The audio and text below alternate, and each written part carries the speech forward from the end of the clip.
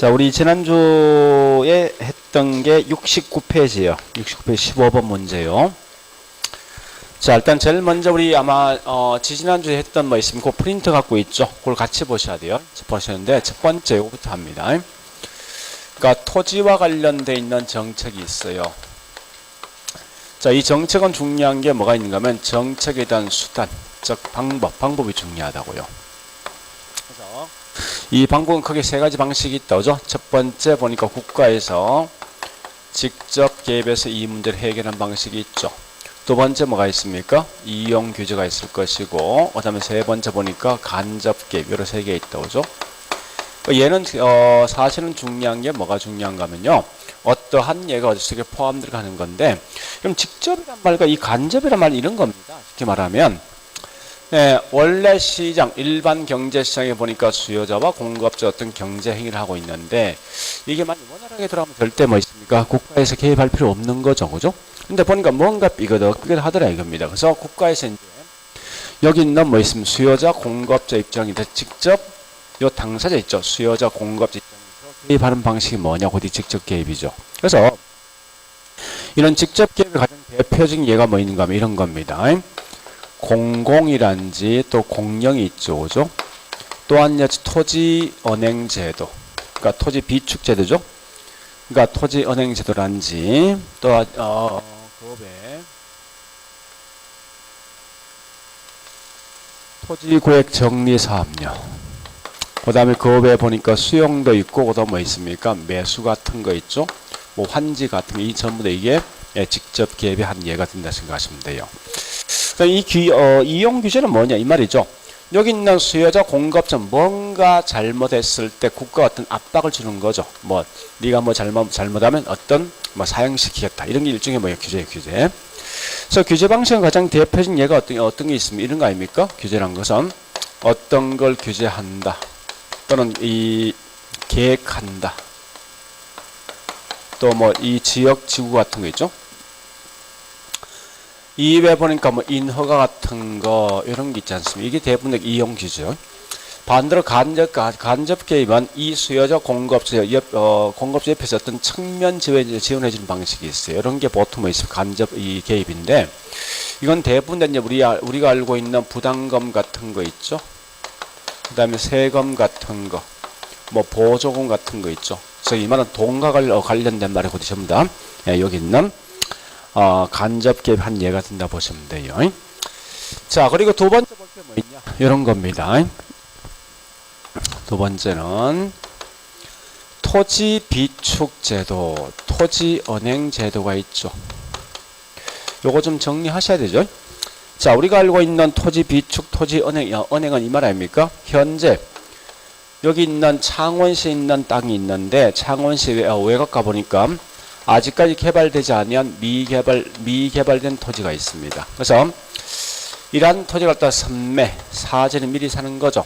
해서 국가가 뭐 이용 관리하다가 나중 가서 뭐 있으면 개인 또는 저기 있는 국가한테 처분 또는 뭐 하는 거요? 임대 등을 주는 경우 이게 다른 말로 토지 비축, 토지 은행 제도죠. 이때 중요한 것은 이걸 함에 따라서 얻을 수 있는 장점과 단점이 뭐가 있을까? 이건 좀 정리하셔야 됩니다.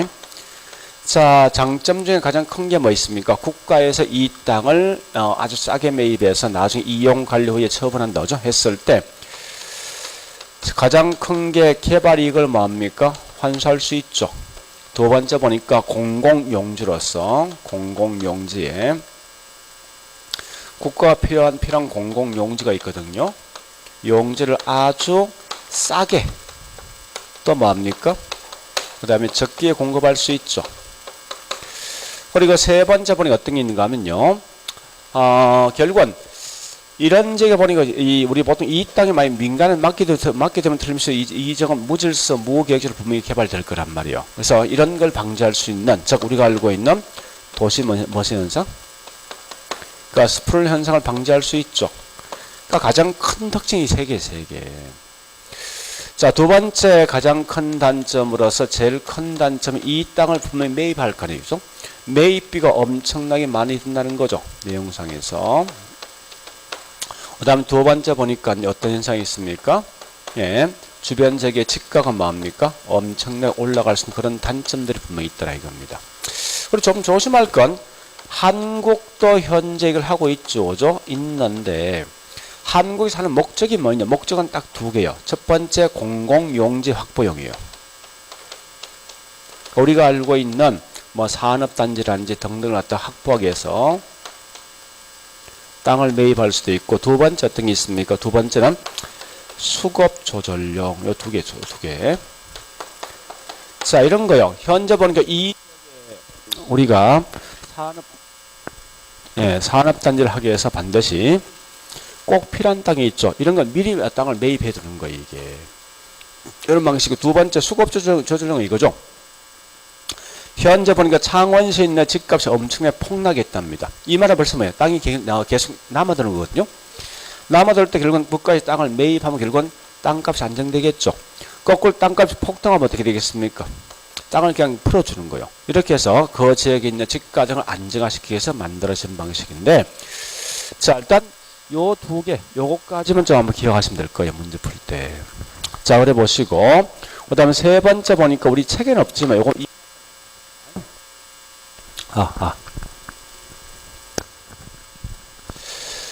자, 토지 우리 쓰고 있는 토지구역 정리사업이 있죠. 자, 토지구역 정리사업은 요 방식이 환지 방식입니까? 매수 방식입니까? 환지 방식이죠. 이 반대로 뭐 있습니까? 공영개발은 무슨 방식이에요? 요거 매수 방식이죠. 그러니까 시험에 나왔을 때 주로 공영개발과 토지구역 정리사업 분명히 시험 나올 건데, 요 두 개를 서로 비교해주는 문제 시험 나오거든요. 나왔을 때 가장 중요한 게 딱 세 개예요. 첫 번째 이거 묻습니다. 개발이익을 환수할 수 있을 것인가. 두 번째, 초기 비용이 누가 훨씬 더 많이 들 것인가. 그 다음에 세 번째, 이중 가격제가 존재할 것인가. 이거 세 개 가장 문제 키워드인데, 어쨌든 앞에 있는 토지구역 정리사업은 이 개발이익을 환수할 수 있습니까? 충분합니까? 이 말 기억하셔야 돼요. 환수 못한다면 쓰면 틀립니다. 불충분하다 이 말 아시고요. 자, 반대로 지금 하고 있는 공영개발은 결국은 개발이익을 충분히 환수할 수 있죠. 그죠? 또한 개발 비용이 훨씬 더 많이 드는 방식이 뭐요? 공영개발이죠. 왜 그렇습니까? 이건 매수 방식. 그 다음에 이중 가격이 존재하는 누굽니까? 공영개발이죠. 이 말 뜻은 뭐요? 얘는 보니까 땅을 처분할 때 원칙은 뭐로 처분합니까?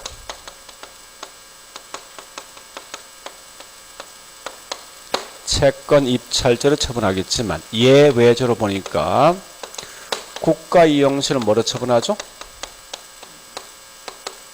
조성원가죠. 그런 결과 이중 가격이 발생된다 이렇게 하시면 돼요. 그러니까 일단 요 세 개를 이제 같이 묶어서 같이 움직이셔 공부할 때. 자, 일단 여기까지 봤으면 우리 한번 거기 있는 프린터 문제 있죠? 프린터.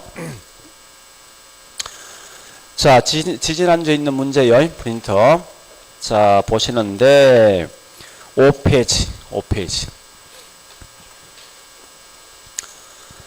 자, 5페이지 보니까요, 그 설명되어진 게 첫 번째 뭐 있습니까? 토지 정책에 대한 수단 중에 직접 개입에 속하는 게 몇 개인가 물었습니다.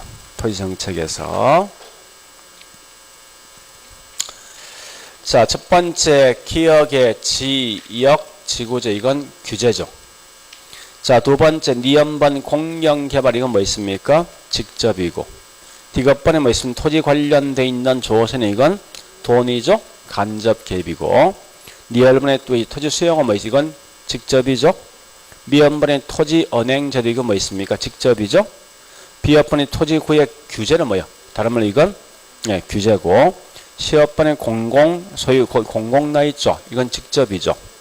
이형번에 도시 재개발 때 계획이란 말 나 있죠. 계획은 뭐죠? 다른 말로 규제. 지역번인 금융지는 뭐 있습니까? 간접 개입. 그래서 우리가 알고 있는 직접은 니은번 공영개발, 리얼번 수용, 미연번 은행제도, 시업번 공공소유 4개죠. 그래 보시고 자 밑에 있는 2번 갑니다. 2번 보니까 부동산 부담금 제도, 보조금 제도 이게 뭐죠? 다른 말로 얘는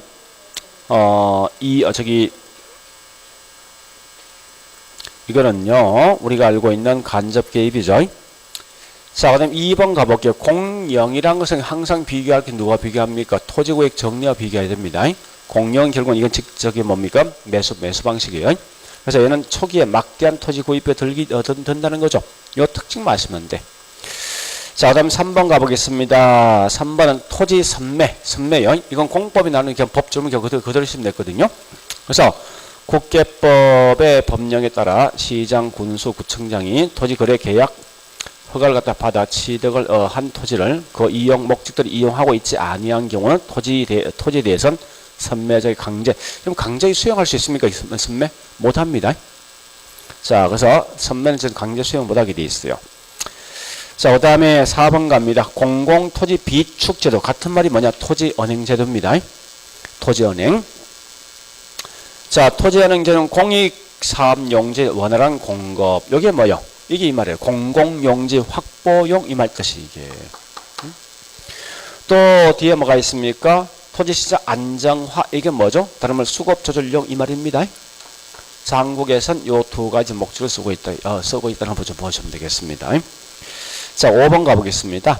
토지은행제도는 선매를 통해서 장래 필요한 공공시설용지를 적기에 아주 싸게 공급할 수 있죠. 네, 일단 그렇게 내용을 정리하시면 되겠네. 자, 그 다음에 문제 3번요. 자, 3번에 1번은 개발이익 환수에 대한 수단이 엄청나게 많습니다. 많은데 항상 조심할 건 부담금은 조심하라고. 우리 개발이익 환수 방식 뭐가 있습니까? 뭐 세금도 있고 그다음에 저기 있는 공시 같은 게 있거든요. 다만 개발 부담금일 때 개발이익 환수입니다. 이 말 대신 뭐 있습니까? 뭐 교통 유발 부담금 같으면 다 틀려 이건. 어쨌든 부담금 중에 개발 부담금만 포함된다 보시고 나머지 부담금 나면 다 틀렸다 생각하시면 돼요. 그것만 좀 조심하시고 2번 같은 개발 제한구역 지정은요. 개발 가능 토지 감소로 결국은 주변 지역의 집가가 올라가죠. 그죠? 그래 보시고 그 다음에 세 번째 요 3번은 이렇게 정리하세요. 자, 3번은 뭔가 이래 보시면 됩니다. 우리 공공과 사적이 있거든요. 있는데 자유보유란 말이 있고 임대보유란 말이 있습니다. 그래서 크게 네 가지 말뜻이 있거든요. 요 공공과 사적은 결국은 소유권 자체가 누구한테 있냐 묻는 문제입니다. 거꾸로 자유보유와 임대보유는 결국은 이용 형태가 어떻게 될 것인가 이걸 묻는 거예요. 자, 그래서 크게 네 개의 말이 있습니다. 첫 번째 해볼까요? 공공자유보유는 소유권은 국가한테 있는데 국가가 자기 마음대로 쓰겠다. 이게 공공자유보유고 반대로 공공임대보유는 뭐 있습니까? 소유권은 국가한테 있지만 민간한테 임대 준다 이 말입니다. 그 다음에 사적 자유보유는 소유권은 개인한테 있는, 즉 민간한테 있는데 민간이 자기 마음대로 쓰겠다. 이게 사적 자유보유고요.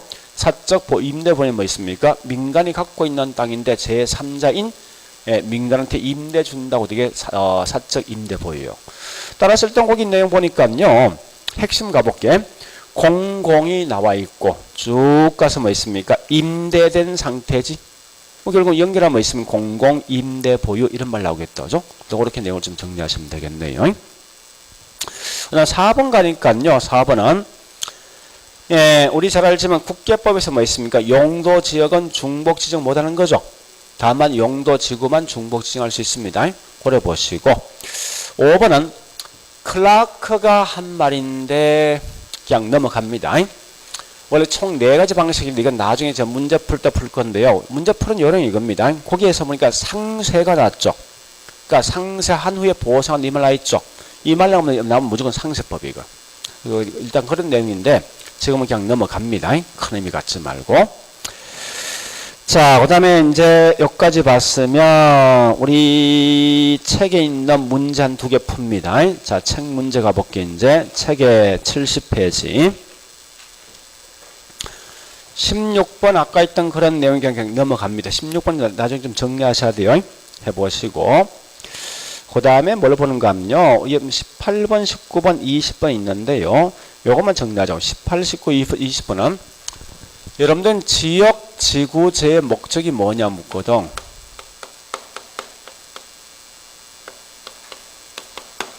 얘는 오직 뭘 목적입니까? 주어진 땅을 뭘 달성할 목적이죠? 이게 가장 중요한 거예요. 용도 지역의 궁극적 목적 주어진 땅을 효율성을 달성할 목적입니다. 이 말은 좀 기억하시라고요. 물론 제가 좀 이따 하겠지만 효율성과 그 다음에 형평성 무슨 관계예요? 상충 관계예요. 그러면 지역지구의 가장 큰 장점은 효율성을 달성할 수 있지만 가장 큰 단점 뭐 있습니까? 형평성이다 문제 발생한다 이런 건데요.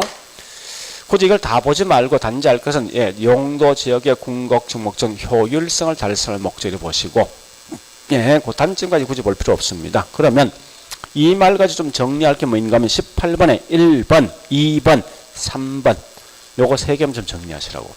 1, 2, 3말이 같은 말이에요. 그래서 우리 현재 지금 하고 있는 지역 지구제는 효율적이고 합리적 이용할 목적, 효율적 이용할 목적이거든요. 물론 얘는 뭐 있습니까? 이 방식은 무슨 방식이에요? 규제. 직접 개입이 아니죠. 규제. 2번 볼까요? 따라서 이 말 같은 말이 뭐냐? 외부 불경제를 제거 또는 감수한다. 그 결과 효율성 달성을 목적이죠. 그 다음 세 번째 뭐 있습니까? 같은 말이 사회적 후생 손실 완화시킨다. 이 말은 효율성 갖다 달성할 목적이라고 보시면 돼요. 문제에서. 그 정도 개념 보시고 나머지는 그냥 넘어가세요. 큰 의미 갖지 말고. 자, 넘어갑니다. 21번.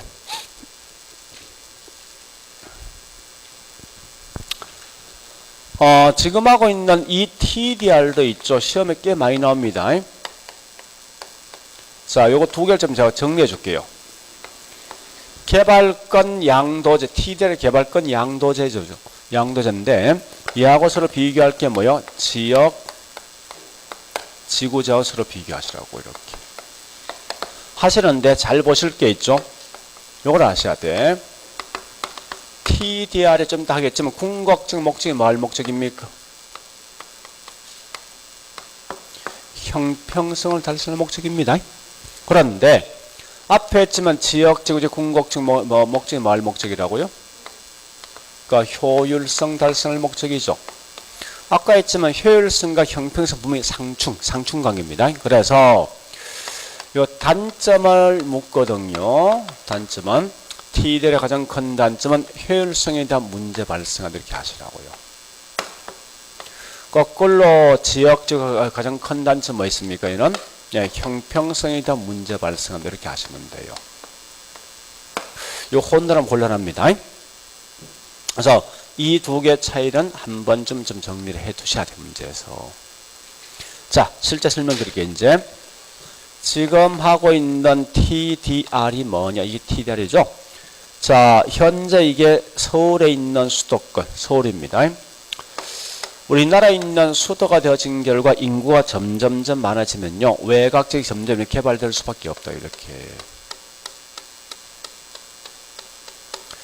개발되어진 결과 이 지역이 서서히 뭐 있습니까? 이런 사회적 문제들이 발생합니다. 수도권이 과도에 과밀화되니까. 그래서 할 수 없이 국가에서 지금 하고 있는 이 지역은 더 이상 개발하지 말을 그린벨트 딱 묶어준다고 이렇게. 묶어주면 결국 뭐 있습니까? 이래 되겠죠? 여기 있는 요 지역은 현재 농지이고 얘는 현재 상업이고 얘는 주거로 되어 있답니다.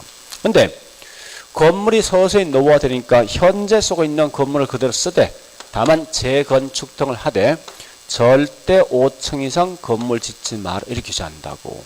그런데 문제는 뭐예요? 다른 외곽 지역은 농지가 되어진 땅이지만 이 지역의 상업률을 다 바꿔주거든요. 바꿔준 결과 이 지역은 상업용 건물 10층까지 건물 지어를 했다는 거예요. 그래서 똑같은 외곽이 누구는 뭐 있어요? 상가 건물 10층 짓고 누구는 현재 쓰고 있는 건물 이외에 못 짓게 돼 있단 말이에요. 이게. 그래서 요것만큼 상대적으로 어떤 뭐 있습니까? 피해를 보게 된 거 아닙니까? 얘들이죠? 피해 본 것만큼 국가에서 얘한테 뭐 합니까? 개발권을 발행해 주죠. 자, 개발권을 발행해 주면은 국가에서 특정한 지역을 지정해 준다고. 이 지역은 자기 마음대로 건물 짓는 건 10층까지 건물 짓는데 최대 40층까지 건물 지어줄 수 있다. 근데 요 공간만큼 네가 이 공간이 필요하면 여기 있는 개발권 사와수라 이거죠. 요 말이 결국 뭐예요? 개발권이 이전된다 해서 개발권 양도제, 개발권 이전자입니까? 그죠? 그러면 얘는 주로 어떤 걸 장난처럼 딱 정해져 있습니다. 첫 번째 이 말 아닙니까? 예, 가장 기본 전제는요. 전제는 이 소유권과 그다음 뭐 있습니까? 개발권이 먼저 뭐한 거요? 이게 분리가 되어 있으면 이걸 팔 수 있거든, 개발권. 이때 팔 수 있는 매매 대상이 누구냐는 거예요, 결국은. 항상 매매 대상이 결국 뭡니까? 예, 개발권이 매매 대상이 되어진다는 거예요. 소유권이 결국은 매매되는 게 아니라. 그러면 이때 이게 매매될 때 사적 시장에서 매매될 것인가 아니면 공적 시장에서 매매될까 하는 건데 당연히 뭐 있으면 이건 민간끼리 매매되는 겁니다. 그 결국은 틀리게 낼 수 있는 답은 딱 정해진 거 아닙니까? 이런 거 이런 게 없다고. 그 다음에 하는 목적이 뭐요? 얘들은 10층 건물 짓는 거지. 얘는 5층 못 짓는 거 아닙니까? 그럼 무슨 문제예요 이게? 형평성에 대한 문제를 해결할 목적이네 분명히. 그런 결과 이게 가장 큰 단점은 어떤 단점이 있는가? 이런 단점이 있습니다. 네, 첫 번째 보니까 지역 지구제가 파괴된 거죠. 무슨 말이에요 이게? 원래 이 중심가는 10층까지 건물 지었던 지역인데 갑자기 40층 건물 짓는다 했으니까 그만큼 뭐야? 지역 지구제가 그냥 와야 된 거라고 이게. 그래서 지구제 와야 되었다. 이 말 뜻 한 말이 뭐 있습니까? 효율성 문제 벌써 발생한 거예요 이게 문제상에서. 그래서 효율성에 대한 문제 발생했다 이 말이고요. 또한 야채 뭐가 있습니까? 그 결과 보니까 예, 갑자기 이 동네에 가보니까 40층짜리 고층 건물 들어선 결과 교통 난 등등이 심각해지거든요. 이 말은 결국은 사회적 비용 훨씬 더 뭡니까? 많이 발생한다 이렇게 하시면 돼요. 저 이런 걸 보통 장난치거든요. 물론 특징은 제가 빼버렸었는데 특징은 뭐 있습니까? 이 말이죠. 가장 큰 특징은 개발권이 발생되는 지역과 개발권이 적용되는 지역은 토지 이용적 규제가 그만큼 뭐 있습니까? 강화된 지역일 때 개발권이 발생될 것이고 개발권이 적용되게 돼 있습니다. 되게 돼 있는데 그런 건 사실 큰 의미를 분명히 없거든요. 결국은 답이 될 수 있는 여기 있는 요거 두 개. 여기 그냥 핵심을 그냥 갖고 가시라고 문제 풀 때. 자, 그래서 문제 21, 22번 두 개 풉니다. 자, 21번 가보 21번 쪽에 어떤 포인트를 두고 공부하셔야 돼요. 문제 풀 때. 자, 21번은 규제 지역의 토지 소유자의 손실을 개발 지역의 토지에 대한 소유권을 부여한다. 소유권 아니죠, 그죠? 뭘 부여합니까? 개발권을 를 통해서 보전하려는 제도입니다. 두 번째, 개발 제한으로 인해서 규제되는 보전 지역에서 발생하는 토지 소유자의 손실을 뭐 있습니까? 보전할 목적이죠. 따라서 이걸 같이 연결하면 결국은 5번으로 갑니다. 21번 5번. 손실을 보정할 때 어디를 통해서 해결할 것을 묻고도 반드시 이건 공적 시장이 아니라 일반 민간 시장을 통해서 합니다. 같이 연결해 보시고 그 다음에 4번 가장 큰 단점은 결국 뭐 있습니까? 지역 지구제 틀이 와야 될 것이다. 자, 3번 가볼까요? 근데 이건 공공이 부담해야 될 비용을 절감하면서 규제에 따른 손실을 보전이 이루어진다는 점에서 의의가 있다. 이 말이 뭐야? 이거 아닙니까? 규제는 국가가 했으면 당연히 국가가 보상해야 되죠. 근데 국가가 보상하지 않고 뭐 있습니까? 민간에게 떠는 거 아닙니까? 이거? 결국은. 이런 걸 보통 속된 말로 뭐 있습니까? 국가에서는 손 안 대고 코 푸는 방식이라고 이게. 그래서 거기 있는 현재 3번의 그런 의미를 갖고 있는 거예요. 자, 그 다음에요. 22번도 굳이 본다면요. 뭐 4번과 5번 정도만 읽어보시면 되겠습니다. 4번과 5번. 물론 4번은 뭐 있습니까? 이 목적이 맨 처음에 나온 게 미국에 있는 유역에 있는 역세권, 즉 역사적 유물을 보존할 목적이 있었는데 현재 한국에 시행하고 있습니까? 하고 있지 않는 거죠. 그 다음에 두 번째 5번. 분명히 이건 시장을 통하는 겁니다. 그런 걸 좀 기억하시고요. 자, 23번 갑니다.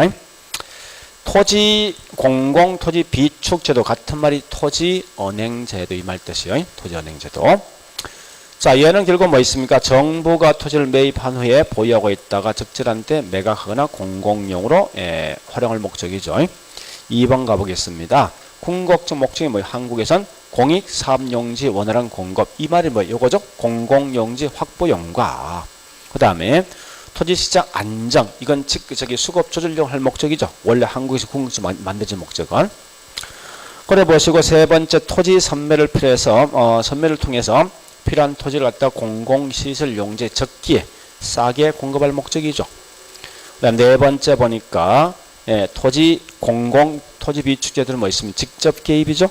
그 다음에 여러분 조심할 건 이거 아셔야 돼.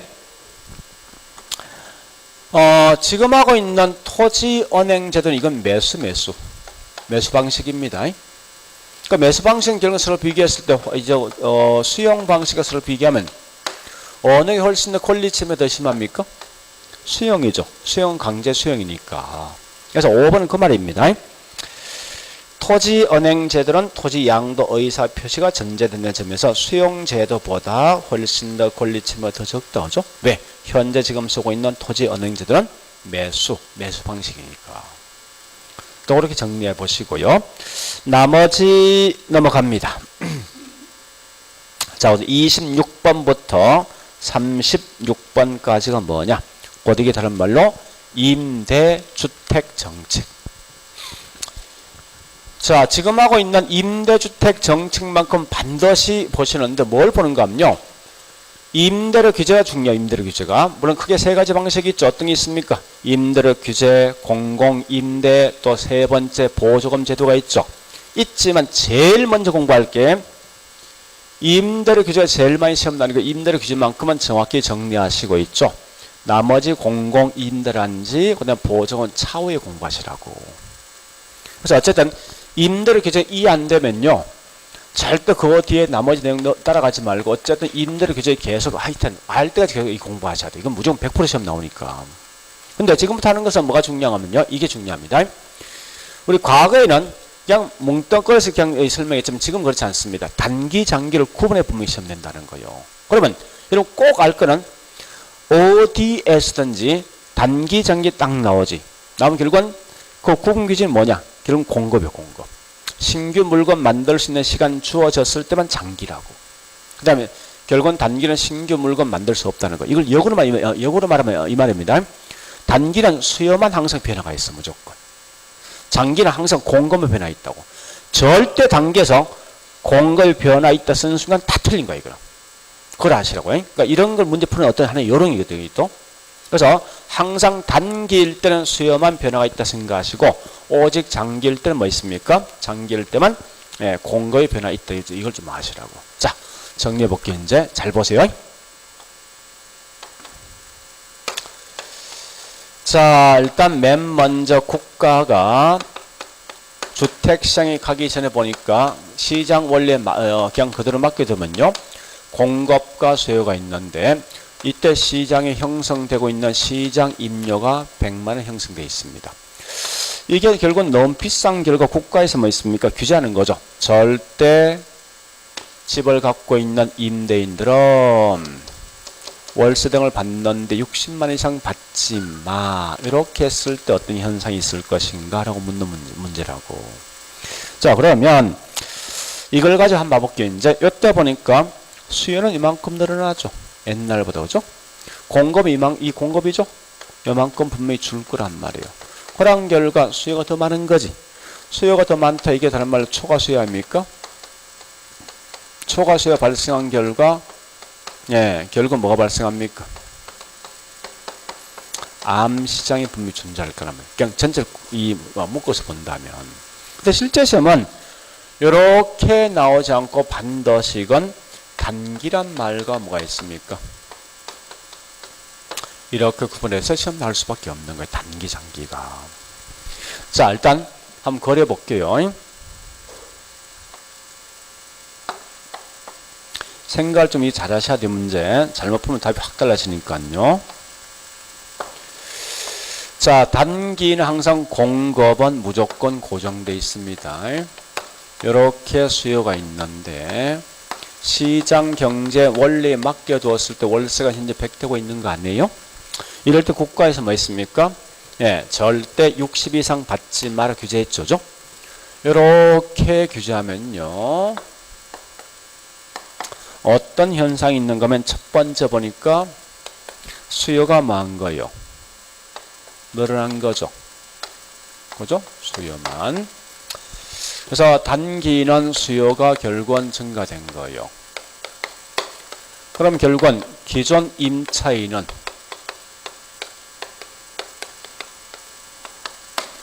신규 임대주택에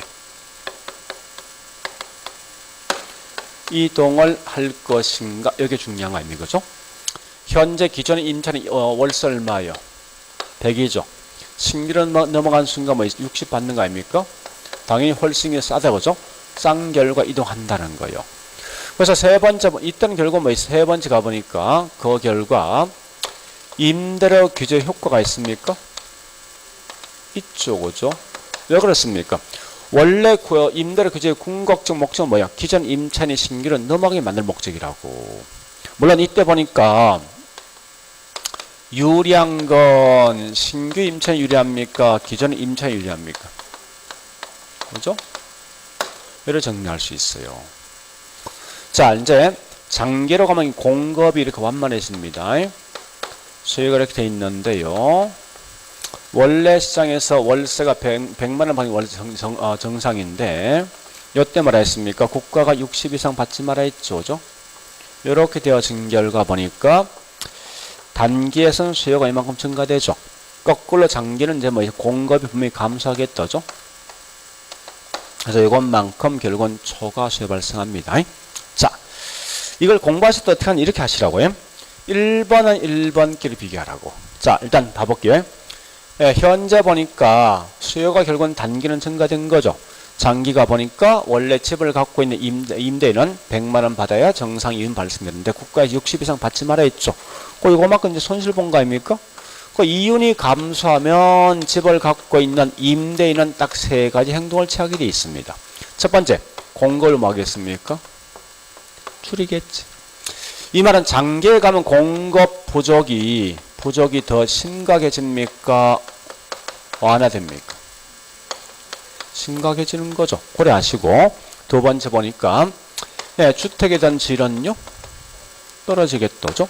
그리고 현재 이것만큼 집을 갖고 있는 분은 손해보게 돼 있으니까 결국은 기존 임대주택이 수익이 높은 다른 용도로 있죠. 넘어갈 수밖에 없는 거 이게.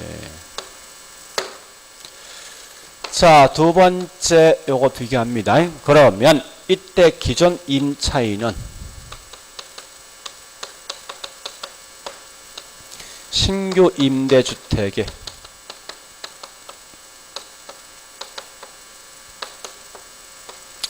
이동을 할 것인가? 이게 문제라고 사실은. 자, 한번 따져볼게. 잘 보셔야 돼 이건. 자, 현재 보니까 턱없이 수요가 부족하죠. 초과 수요가 좀 발생했거든요. 그죠? 그러면 어떤 현상이 있냐? 이런 현상이 있습니다. 훨씬 더 공급이 부족한 결과 초과 수요 발생하면 집을 갖고 있는 임대인은 마치 이가 똑같습니다. 우리 명절날 서울역 가보니까요. 기차표는 한정되어 있죠. 기차표 살 수 있는 수혜자는 꽤 많거든요. 그럼 결국 뭐가 존재합니까? 암표. 즉 암시장이 분명히 존재할 거야. 암시장이.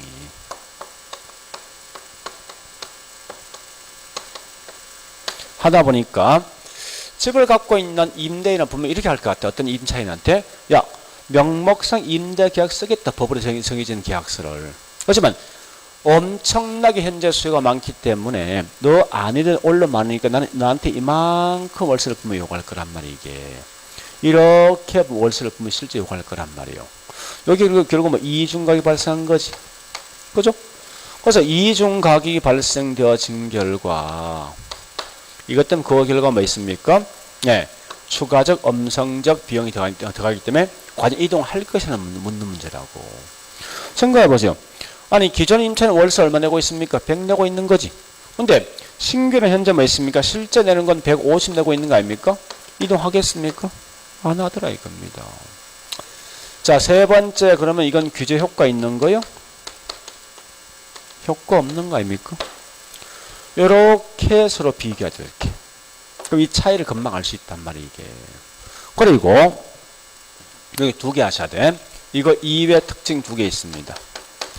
첫 번째 보니까 이겁니다. 예, 첫 번째는, 만약에 규제 가격이 시장이 형성되고 있는 가격보다 높다면, 이 말입니다. 현재 시장이 형성되고 있는 월세는 100인데, 국가에서 200 이상 받지 마라, 이렇게 했다는 말이것이. 아니, 가만히 놔둬도 월세 얼마요? 100이죠. 200 이상 받지 말아도 월세 얼마입니까? 100이에요, 100.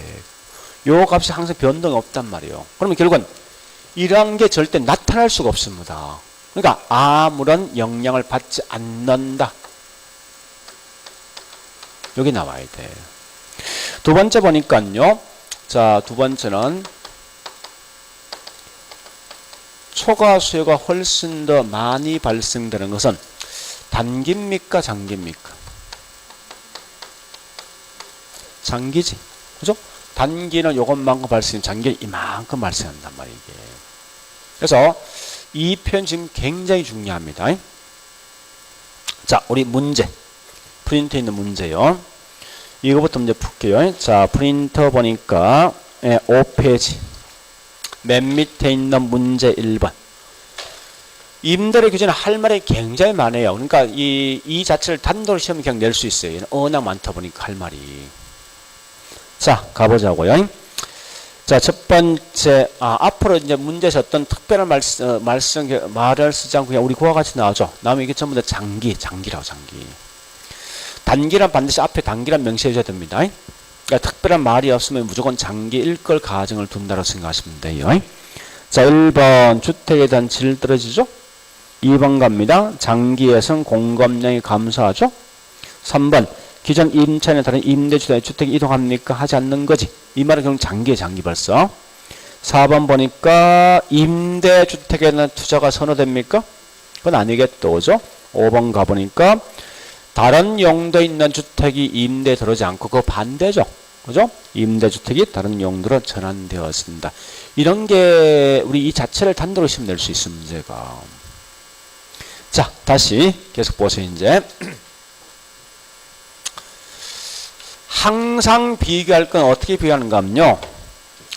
얘하고 있죠. 얘하고 얘를 비교하세요.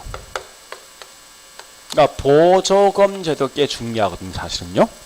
그래서 임대료 규제 반대 보조세를 비교하시면 될 거예요. 잠시 자, 우리 임대료 규제는요. 장기에서 좋은 말이 한 개도 없어. 다 나쁜 쪽이야. 설명 자체가. 근데 좀 더 설명하겠지만 이 보조금은요. 다 좋은 말이야. 설명 자체가. 그래서 우리 보통 임대료 규제는 시장 기능을 저하시키거든요. 거꾸로 저기 뭐 있습니까? 임대료 보전 무조건 시장 기능을 활성화시킨다고. 내용상 봤을 때. 한번 해볼까요? 이런 겁니다. 현재 보니까 이 지역에 전세가 3억인데 이 집을 사기 위해서 결국은 내 소득이 1억 이상 갈 때만 이 집을 살 수 있다 가정 둬볼게요. 그러면 1억 이하 되는 분들은 절대 이 집을 가져갈 수 없겠죠. 그래서 이때는 정부가 보조금을 1억 이하 되는 분한테 보조금을 결국은 3천 정도 준다 해보자고요.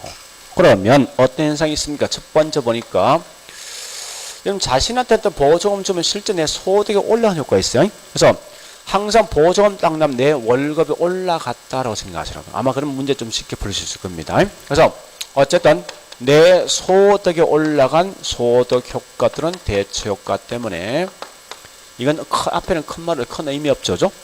이럴 때 주택에 대한 소비도 뭐합니까? 올라가지만 다른 소비는요. 무조건 다른 소비 증가됩니다. 왜? 내 월급 올라가면 분명히 뭐 있습니까? 집만 분명히 좋은 거 살 거 아니란 말이에요. 이게. 자, 두 번째 보니까 보조금 지급 대상은 소비자에게 보조금 지급할 수도 있고 그 반대 뭐 있으면 공급자에게 보조금 지급할 수 있죠. 이럴 때 중요한 건 소비자의 주거 선택 폭이 훨씬 더 다양한 방식은 무슨 보조예요? 소비자 보조주죠. 왜? 공급자 보조는 어떻게 되어 있습니까? 그 회사가 지었던 건물만 선택할 수밖에 없는 거 아니에요? 그러니까 소비자 보조는 전국에 있는 모든 건설에서 있는 집을 다 선택할 수 있기 때문에 훨씬 더 선택의 폭이 다양한 방식의 결과는 여기 있는 소비자 보조가 된다 생각하시면 돼요. 근데 소비자 보조는 다시 크게 두 가지 방식이 있죠. 그죠? 제일 먼저 보니까 저기 있는 현금 보조가 있어요. 그 다음에 반대로 가격 보조. 현금 보조 같으면 소득 보조죠. 가격 보조 같으면 뭐죠? 집세 보조. 이럴 때 보니까 효용적인 측면 누가 더 큽니까? 현금이죠. 그 현금의 가장 큰 단점은 집 사지 않고 딴짓 하는 경우 있죠. 그래서 정책적 효과는 더 큰 게 누굽니까? 이렇게 정리하시라고. 자, 그 다음에 세 번째 보니까요. 이 보조금을 지급함에 따라 나타나는 효과가 있습니다.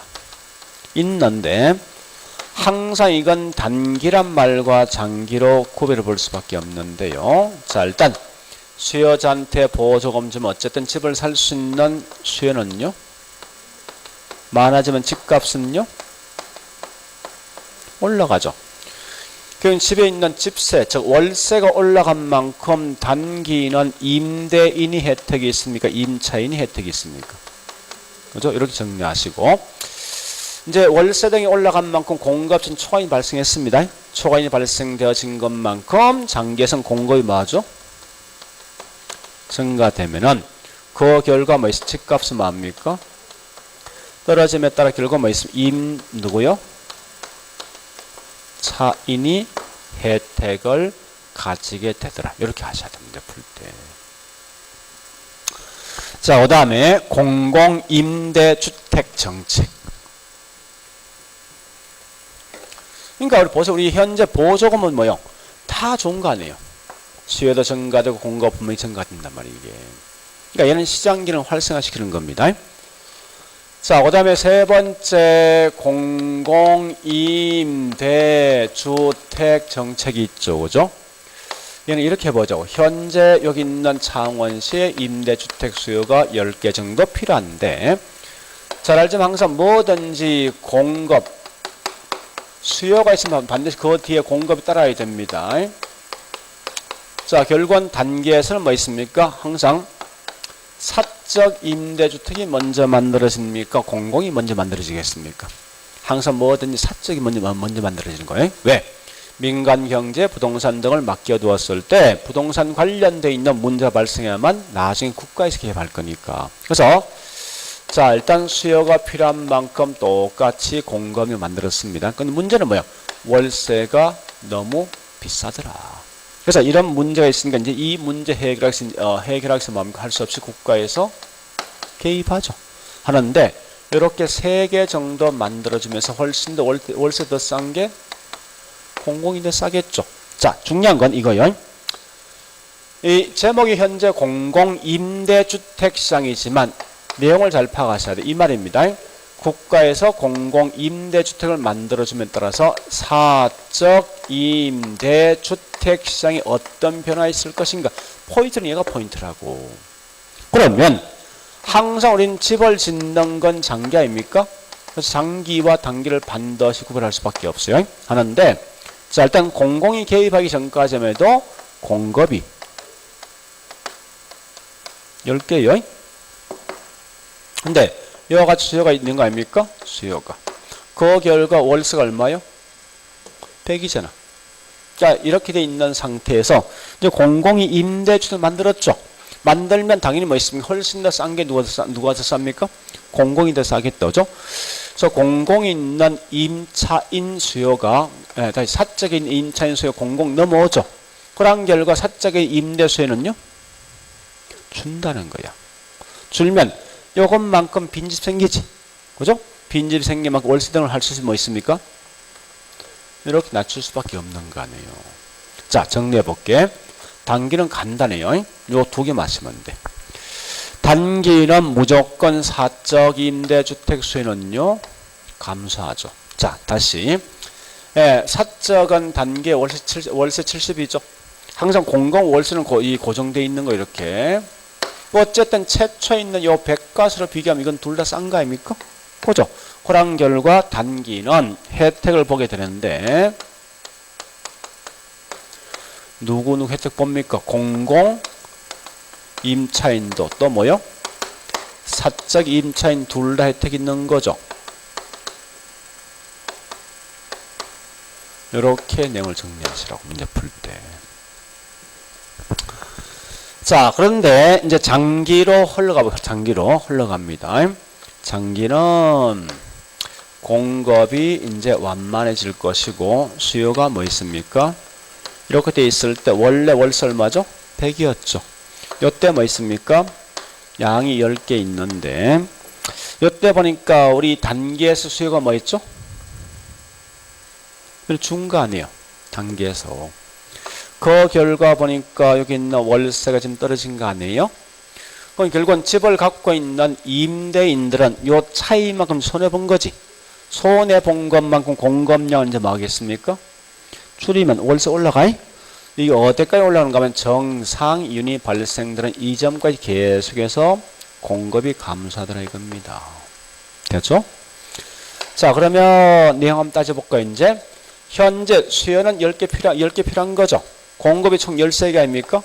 잘 알지만 뭐든지 수요가 필요한 만큼 공급이 따라가야 되는데 현재 공급이 초과되어 있죠. 그런 결과 공급이 분명히 감소될 건데 감소는 당연히 뭐 있습니까? 사적 임대주택이 감소하겠습니까? 공공이 감소하겠습니까? 월세 비싼 사적이 감소할 수밖에 없다고. 그럼 결국은 공공주택이 지어준 것만 감소할 거 아니에요. 왜? 마지막은 무조건 10개 만들어야 되니까. 그래서 예, 장기 가면 사적은 현재 뭐 7개가 분명히 만들어질 거 아니에요 이게. 자, 일단 여기까지 했던 걸 좀 정리해 볼게요 이제. 자, 첫 번째 보니까 요거 묻는 거예요. 장기에서는 누가 변했습니까? 공급이 많은 거예요. 감소한 거지.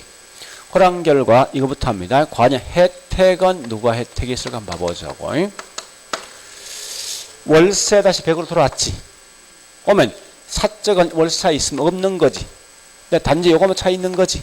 요것만. 그래서 여기 있는 공공 임차인만 많은 거예요. 혜택 있는 거예요. 이때 보니까요. 자, 다시 갑니다. 이게 지금 중요합니다. 다시 볼게요. 자, 현재 사적 임대주택 최종량 7개지.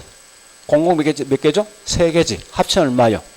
최초에 있는 10개 똑같은 거지. 즉, 이 말은 공공주택이 지어준 만큼 예, 사적 임대주택이 감소했기 때문에 사회 전체에 있는 주택량은 뭐라고요? 이 말이 지금 굉장히 중요한 표현입니다. 어떤 것보다도. 그 다음에 마지막 보니까 이중가격이 존재하죠. 그죠? 이중가격이. 이렇게 내용을 정리하시는데 사실 공공임대는 거의 시험 잘 나오지 않습니다. 앞에 있는 요거까지만 보조금까지는 잘 정리하시라고 문제 풀 때. 자, 여기까지 했으면 문제 풉니다. 자, 뒷장 가보겠습니다. 6페이지 문제 2번 3번 요거 2개 풀 거예요. 2번 3번 문제 2번 규제 임대료가 시장 임료보다 높으면 정책 효과 있습니까? 아무런 영향받지 않는 거지. 그죠? 아무 효과 없습니다. 반대로 뭐 있습니까? 규제가 더 낮을 때 효과가 있는 거예요. 자, 2번 갑니다. 임대료 상승을 규제 균형 가격 이하로 규제하면 이건 정상적이죠? 단기는 공급량이 늘어나지 않기 때문에 임대료 규제 효과를 충분히 발휘하지 못한다. 네. 이건 읽어봐야 되죠? 예, 충분히 발휘하지 못한다. 예. 얘는 뭐 있습니까? 규제 효과 있습니까? 없습니까? 있는 거지? 그죠? 있다 해야 됩니다. 우리 거기, 예, 단기 맞죠? 그죠? 그래서 2번이 현재 틀린 거예요. 2번은. 그러니까, 충분하지 않지만 일단 규제 효과를 발휘합니다. 다만 장기일 때만 충분히 발휘하지 못하는 거죠. 그걸 아시고요. 그 다음 3번 가보겠습니다. 현금 보조 방식은 임대료 보조 방식에 비해서 정책 효과가 높은 반면 효용적 측면은 문제 발생. 앞뒤 바뀐 거지 이거. 이거 묻는 거 아닙니까? 이거 볼래요? 이거 묻는 거죠. 집세 보조는 뭐 있습니까? 현금 보조보다 정책 효과는 크지만 효용적은 충분히 발휘하지 못할 거 아니에요. 그러니까 앞뒤 바뀌면 돼요. 그 다음에 4번요. 공공임대주택은 단기인원 수요를 갖다 감소시키죠. 주택가격 하락하죠. 그 다음에 5번요. 임대료 규제 정책은 단기가 장기보다 즉 장기가 초과해서 발생하죠. 이거는 답이 없습니다. 모두 다 틀린 답이에요. 자, 그 다음에 문제 3번 가보겠습니다. 3번 보니까 자, 임대료 규제는 단기는 누가 유리합니까? 신규 임차인이지. 2번 가보겠습니다. 공공임대주택은 장기는 공공주택에 거주하고 있는 임차인과 사적 임대주택에 거주하고 있는 임차인 모두 혜택이 있다. 이건 단기. 그죠? 장기가 아니라. 그 다음에 3번요. 소비자 임대료 보조 방식에서 단기는 주택 가치 상승으로 임대인이 혜택 보게 되죠. 그죠? 그 다음에 4번요. 임대료 상한제는 단기는 이중가격, 단기가 아니라 언제입니까? 장기죠. 장기에서 이중가격이 발생합니다. 5번. 공공임대주택 정책은 장기적으로 사회 전체 있는 주택량은 뭡니까? 불변. 자, 일단 여기까지 봤으면 이제 문제 풀겠습니다. 우리 책에 있는 문제. 자, 책 문제 26번부터 내용을 좀 정리할게요. 26번. 자, 첫 번째 26번은 꼭 보실 건요. 다른 거 없습니다. 3번, 4번, 5번을 같이 보세요. 3번, 4번, 5번. 자, 3번, 4번, 5번은 보니까요. 전부 다 뭐 있습니까? 묻는 거죠. 이거 볼래요? 얘보다 이 값이 높을 때 점수 냈다고 전부 다. 그러니까 규제가 더 높을 때 점수 낸 거 그 지문은. 결국은 아무리 인용을 받습니까? 없다는 거지. 그 개념 좀 아시라고. 항상 뭐든지 있죠. 이 말입니다. 규제보다 결국은 시장이 높아야 돼. 높을 때 이런 현상이 나타나는 거지. 만약에 뭐 있습니까? 규제가 더 높으면 절대 이런 현상이 아무것도 안 나타나지 않는다고. 그 말은 좀 기억하셔야 돼요. 문제 풀면서. 그래서 3번도 뭐 있습니까? 규제가 더 높으면 질적 저하를 가져옵니까? 가져오지 않는 거죠. 또 4번도 보니까 이 임대료 상한이 높으면 결국 뭐 아무런 공급이 영향 주지 않습니다. 그 다음에 5번도 뭐 있습니까? 만약에 균형 임여보다 임대료 상한이 높을 때 어떤 시장 영향 주는 거죠. 그런 말 좀 기억하시고요.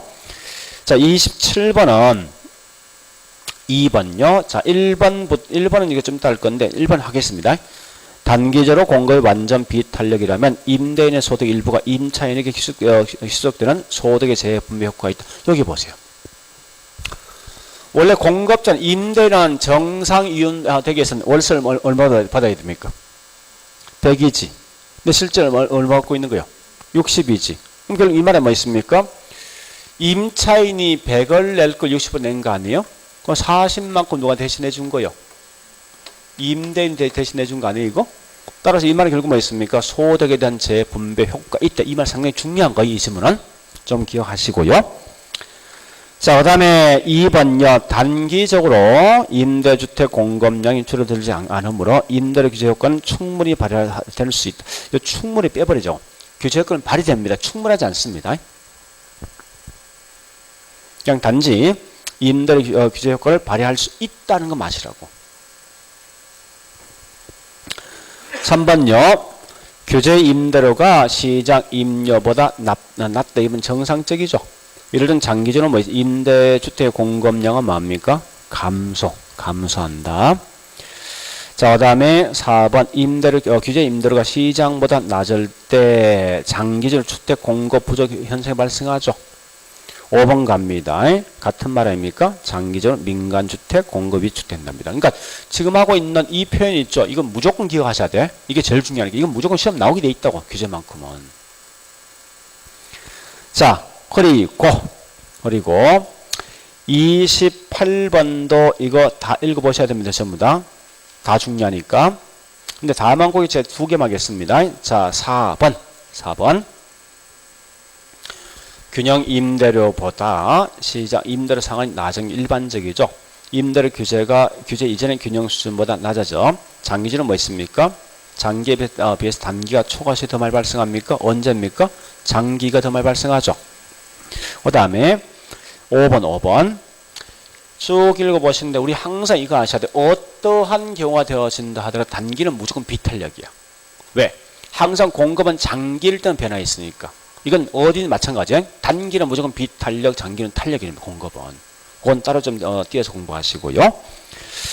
자, 그 다음에 30번에 2번 갑니다. 보조 방식 크게 두 가지 방식 있죠? 생산자 보조와 소비자 보조 두 개 있더죠? 그 다음 나머지 쭉 가고 5번 갑니다. 임대료 보조는 임차인 실질 소득 및 임대주택에 대한 수요 그만큼 뭐 있습니까? 증가되는 거죠. 그런 거면 좀 봐놓으시라고. 자, 뒷장요. 뒷장에 31번만 손대볼까? 31번. 자, 31번 갑니다. 임대료 보조는 다른 조건이 같은 경우 임대주택에 대한 수요는요 증가되겠다죠.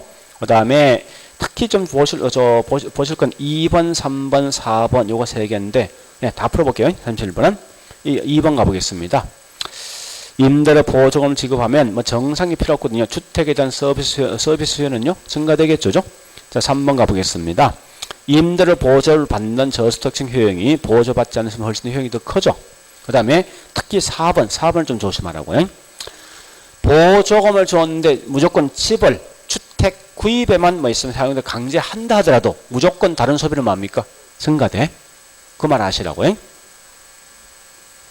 그 다음에 5번요. 임대료 보조 대신 동일한 금을 현금 보조하면 결국 효용은요 더 커지겠죠. 그렇게 좀 정리를 하시라고요. 그 다음 32번은요. 뭐를 보는가 하면 1번, 2번 같이 묶고 3번, 4번 같이 묶으면 돼. 보조금은 단기는 수요 증가지. 그런 결과 2번 임대료 올라가지 수요 증가니까 그죠? 자, 3번은 뭐 있습니까? 장기는 뭐예요? 공급 증가지. 그 결과 4번 뭐요? 저기 있는 공급 증가 가격은요 떨어지겠다 그죠? 그 말 좀 기억하시고 같은 말이 뭐냐? 결국은 5번 설명입니다. 자, 그 정도 보시면 되겠네. 나머지 내용들은 그냥 넘어가도 큰 무리 없습니다. 예, 넘어가세요. 뒤에까지 쭉 해서. 자, 그래 보시고 좀 쉬었다가 37번에 있는 조세 귀착 문제 풀게요.